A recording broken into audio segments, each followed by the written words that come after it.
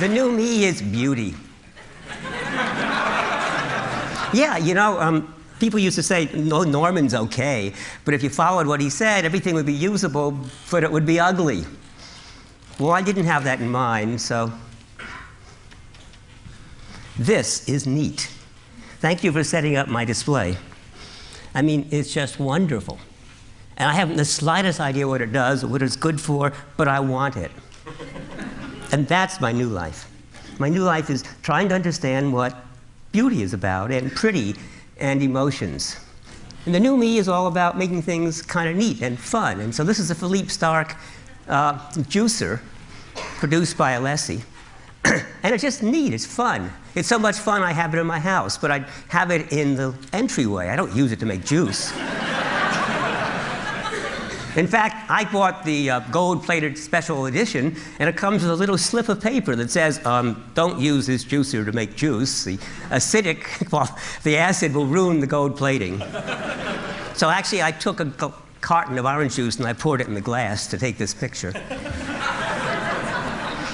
But beneath it is a wonderful knife. It's a global cutting knife made in Japan. And it's just, first of all, look at the shape. It's just wonderful to look at. Second of all, it's really beautifully balanced. It holds, it feels well. And third of all, it's so sharp, it just cuts. It's a delight to use. And so it's got everything, right? It's beautiful, and it's functional. And I can tell you stories about it, which makes it reflective. And so you will see I have a theory of emotion, and those are the three components. Hiroshi Ishii and his group at the MIT Media Labs took a ping pong table and a projector above it, and on the ping pong table they projected an image of water and fish swimming in it. And as you play ping pong, whenever the ball hits part of the table, the ripples spread out and the fish run away. But of course then the ball hits the other side and the ripples are the poor fish. They can't find any peace and quiet. And is that a good way to play ping pong? No. But is it fun? Yeah. Yeah. So, or look at Google. If you type in, say, emotion and design, you get 10 pages of results. So Google just took their logo and they spread it out. Instead of saying, you got 73,000 results, this is 1 through 20, next, they just give you as many O's as there are pages. It's really simple and subtle. I bet a lot of you have seen it and never noticed it. That's a subconscious mind. Sort of notices it. It probably is kind of pleasant, and you didn't know why. And it's just clever. And of course, what's especially good is you type design and emotion, the first response out of those 10 pages is my website. Now, the weird thing is Google lies. Because if I type design and emotion, it says, you don't need the and, we do it anyway. So, okay, so I typed design emotion, and my website wasn't first again. It was third. Oh, well, different story. There was this wonderful review in the New York Times about the Mini Cooper automobile. It said, you know, this is a car that has lots of faults. Buy it anyway. It's so much fun to drive. And if you look at the inside of the car, I mean, I loved it. I wanted to see. I rented it. So this is me taking a picture while my son is driving.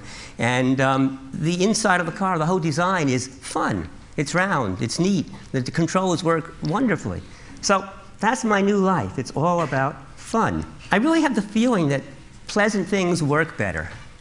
And that never made any sense to me until I finally figured out, look, I'm going to put a plank on the ground. So imagine I have a plank about 2 feet wide and 30 feet long, and I'm going to walk on it. And you see I can walk on it without looking, and I can go back and forth, and I can jump up and down, no problem. Now I'm going to put the plank 300 feet in the air, and I'm not going to go near it, thank you. Intense fear paralyzes you. It actually affects the way the brain works. So Paul Sappho, before he gave his talk, said that he didn't really have it down until just a few days or even hours before the talk, and that anxiety was really helpful in causing him to focus. And that's what fear and anxiety does. It causes you to be what's called depth-first processing, to focus, not to be distracted, and I couldn't force myself across that. Now, some people can, circus workers, steel workers, but it really changes the way you think. And then a psychologist, Alice Eisen, did this wonderful experiment. She brought students in to solve problems. So she'd bring people into the room, and there'd be a string hanging down here, and a string hanging down here, and it was an empty room, except there'd be a table with a bunch of crap on it, some papers and scissors and stuff. And she'd bring them in, and she'd say, this is an IQ test, and it determines how well you do in life. Would you tie those two strings together? So they'd take one string, and they'd pull it over here, and they couldn't reach the other string. Still can't reach it. And basically, none of them could solve it. You bring in a second group of people, and you say, oh, before we start, I got this box of candy, and I don't eat candy. Would you like the box of candy?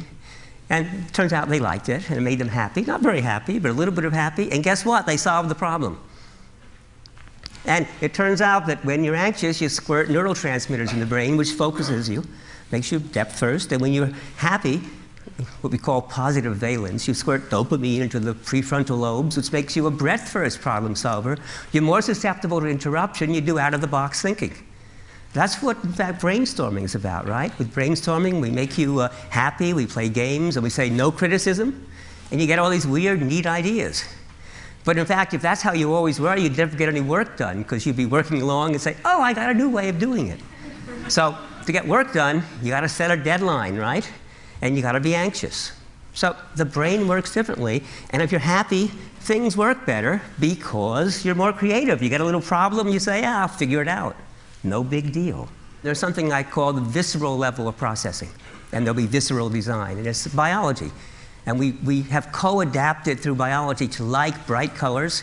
That's especially good that mammals and primates like fruits and bright plants because you eat the fruit and you thereby spread the seed. There's an amazing amount of stuff that's built into the brain. We dislike bitter tastes. We dislike loud sounds. We dislike hot temperatures, cold temperatures. We dislike scolding voices. We dislike frowning faces. We like symmetrical faces, et cetera, et cetera. So that's the visceral level. And in design, you can express visceral in lots of ways, like the choice of type fonts and the red for hot, exciting. Or the 1963 Jaguar. It's actually a crummy car. It falls apart all the time, but the owners love it, and it's beautiful. It's in the Museum of Modern Art. A water bottle. You buy it because of the bottle, not because of the water. And when people are finished, they don't throw it away. They keep it for, it's like the old wine bottles. You use it for decoration. Or you maybe fill it with water again, which proves it's not the water. It's all about the visceral experience. The middle level of processing is the behavioral level. And that's actually where most of our stuff gets done. Visceral is subconscious. You're unaware of it. Behavioral is subconscious. You're unaware of it. Almost everything we do is subconscious. I'm walking around the stage. I am not attending to the control of my legs. I'm doing a lot. Most of my talk is subconscious. It's been rehearsed and thought about a lot.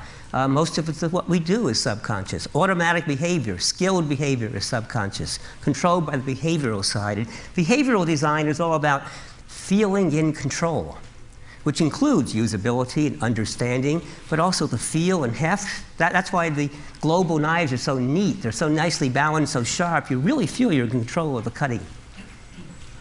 Or just driving a high-performance sports car over a demanding curve, but again, feeling that you are in complete control of the environment. Or the sensual feeling. This is a Kohler shower, a waterfall shower, and actually all those knobs beneath are also shower heads that will squirt you all around, and you can stay in that shower for hours. And not waste water, by the way. It recirculates the same dirty water. Or this is a really neat teapot I found at High Tea at the Four Seasons Hotel in Chicago. It's a Ronnefeldt tilting teapot. So that's what the teapot looks like, but the way you use it is you lay it on its back, and you put tea in, and then you fill it with water. The water then seeps over the tea, and the tea is sitting in this stuff to the right. The tea is to the right of this line. There's a little ledge inside, so the tea is sitting there, and the water is filling it up like that. When the tea is ready, or almost ready, you tilt it. And that means the tea is partially covered while it completes the brewing. And when it's finished, you put it vertically, and now the tea is, remember, above this line, and the water only comes to here, and so it keeps the tea out. And on top of that, it communicates, which is what emotion does. Emotion is all about acting. Emotion is really about acting. It's being safe in the world so that Cognition is about understanding the world. Emotion is about interpreting it, saying good, bad, safe, dangerous, and getting us ready to act, which is why the muscles tense or relax. And so that's why we can tell the emotion of somebody else, because their muscles are acting subconsciously, except that we've evolved to make the facial muscles really rich with emotion. Well, this has emotions, if you like, because it signals the waiter that, hey, I'm finished, see? It's upright. And so the waiter can come by and say, would you like more water? It's kind of neat. What a wonderful design.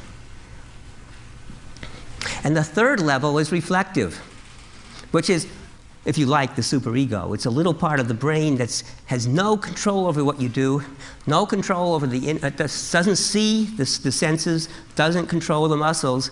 It looks over what's going on. It's that little voice in your head that's watching and saying, that's good, that's bad, or why are you doing that? I don't understand. It's that little voice in your head that's the seat of consciousness.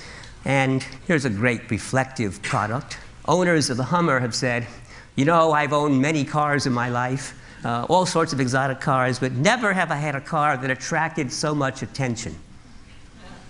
See, it's about attention. It's about their image. It's not about the car. But even if you want a more positive model, this is the GM car. And the reason you might buy it now is because you care about the environment. And you'll buy it to protect the environment, even though the first few cars are going to be really expensive and not perfected. But that's reflective design as well. Or an expensive watch, so that you can impress people who say, oh, gee, I didn't know you had that watch. As opposed to this one, which is a pure behavioral watch, which probably keeps better time than the $13,000 watch I just showed you. But it's ugly. This is the clear Don Norman watch. And what's neat is sometimes you pit one emotion against the other, the visceral fear of falling against the reflective statement saying, it's okay, it's safe. It's safe. And at the amusement park were rusty and falling apart, you'd never go on the ride. So it's pitting one against the other. The other neat thing